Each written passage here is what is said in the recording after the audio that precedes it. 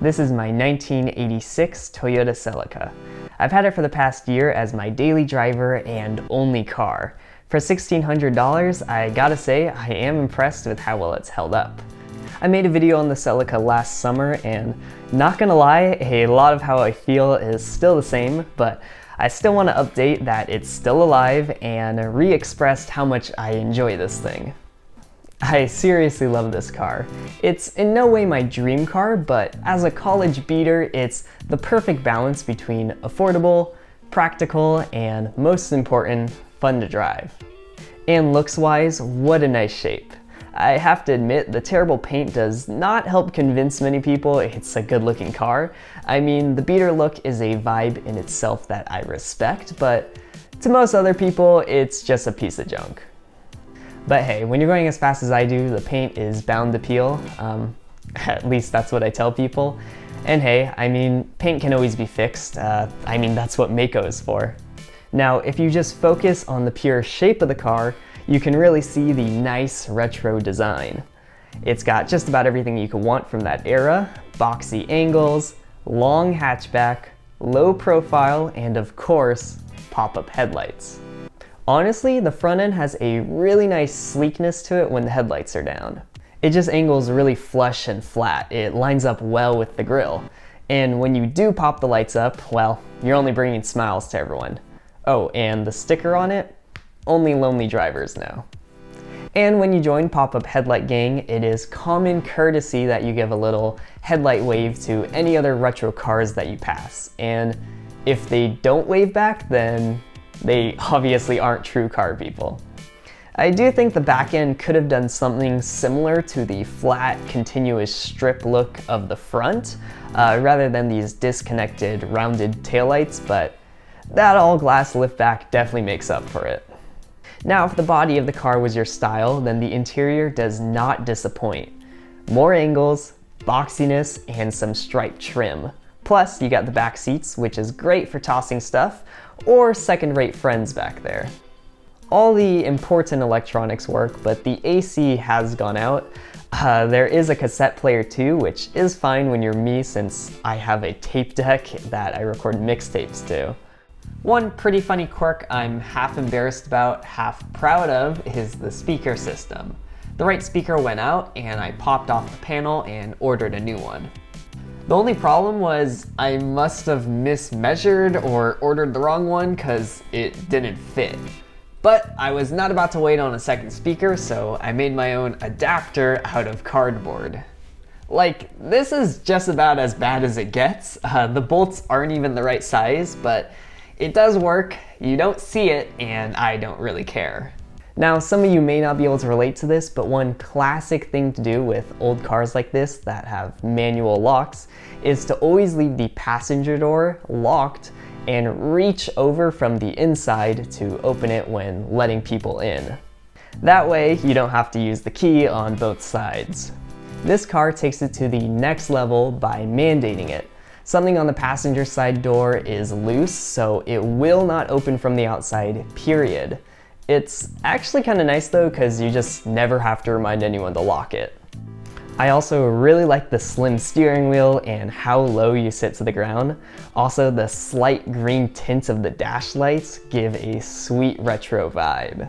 When you're driving at night, you simply feel badass, and more on the driving in a bit. After 1 year, I've done pretty minimal maintenance. I'm actually pretty surprised nothing major has gone out yet.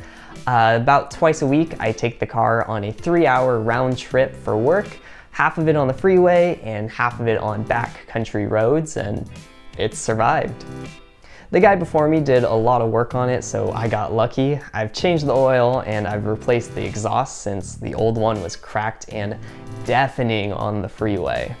The last owner also made this cool metal trunk cover to replace the missing cardboard one. He also is the one that installed the fog lights, which I'm really happy about.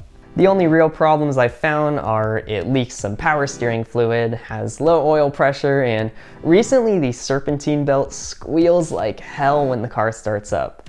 We've looked at it and it seems like it's actually one of the pulleys, not the actual belt itself, so it will need to get fixed, but it's not super urgent.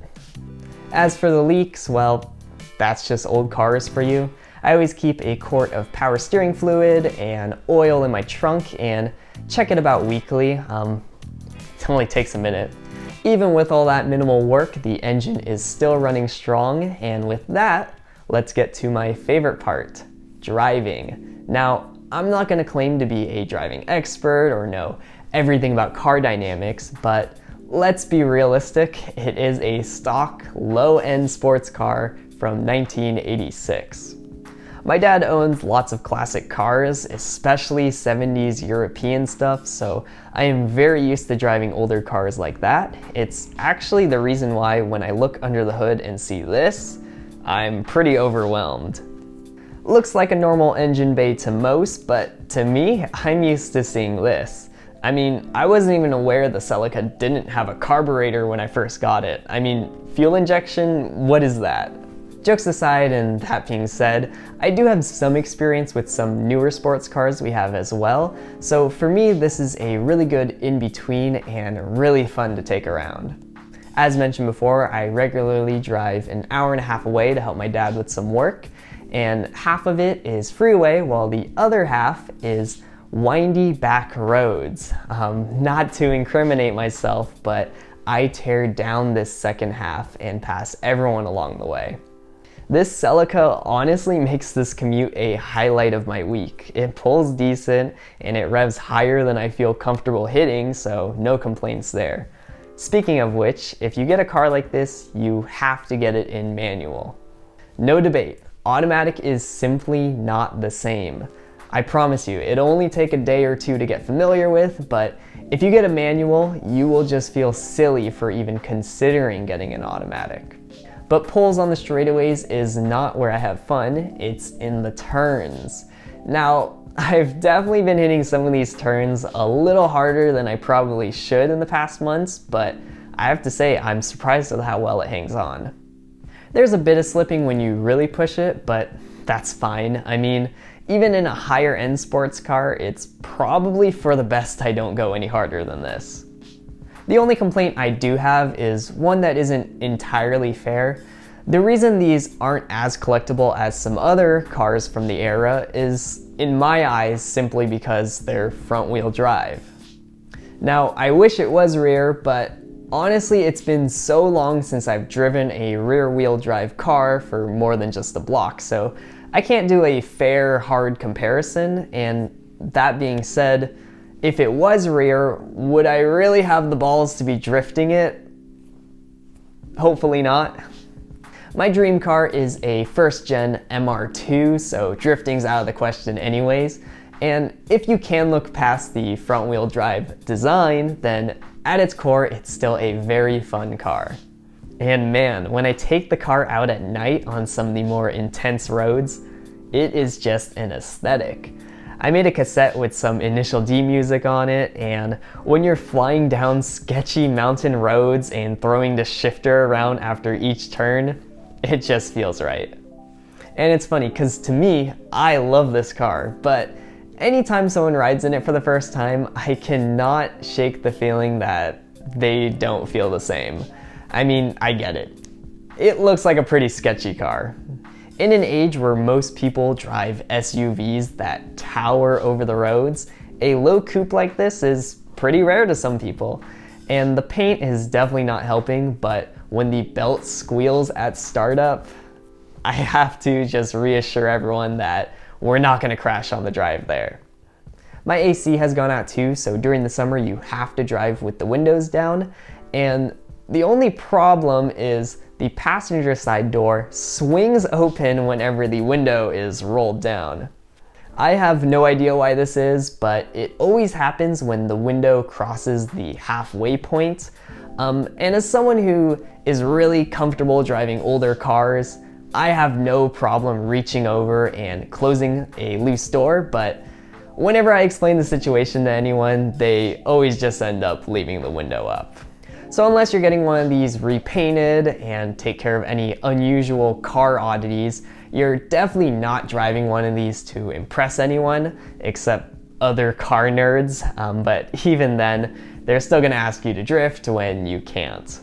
This is definitely a car you buy for yourself, and because they are much cheaper than most other Japanese sports cars from this era, like the 86, MR2, Nissans, or RX-7s. It's most like a Honda in the price and being front-wheel drive, but in what I think is much cooler styling. And just because it isn't the most desirable car on the market, doesn't mean you can't still appreciate it. I mean, there's still lots to love about this Celica, even with all its quirks and dual-tone paint. It's old enough to be a classic, but new enough to be a reliable daily, plus it's something you can reasonably own. When you're in the car and driving it, you don't focus on the negatives because the car itself is so fun to drive for what it is. What I love about cars is no matter what decade, they are all dated so perfectly to their times. And because of it, you get a unique experience only that car can give. And as you drive it more and more, when that day does come when you're driving your dream or perfect car, that new car may be better and unique in its own way, but it'll never feel quite the same as that beater Celica you had. Not even in a good or bad way, just different.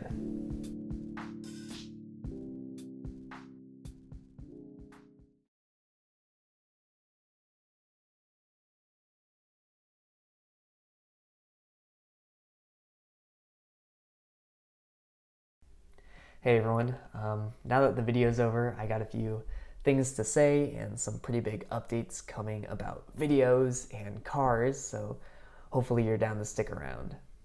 First things first, huge thanks to my friend since high school, Mia Revolver, for doing the amazing music for the opening. Her link is down below. Seriously, could not have been more perfect, and thanks to my girlfriend for helping film some parts as well. But of course, thank you to everyone watching and all my 1,000 subscribers. Can't believe we finally hit that number. If you watched me for a while, you know I've spent the past 6 months saving up for a replacement camera and some other gear.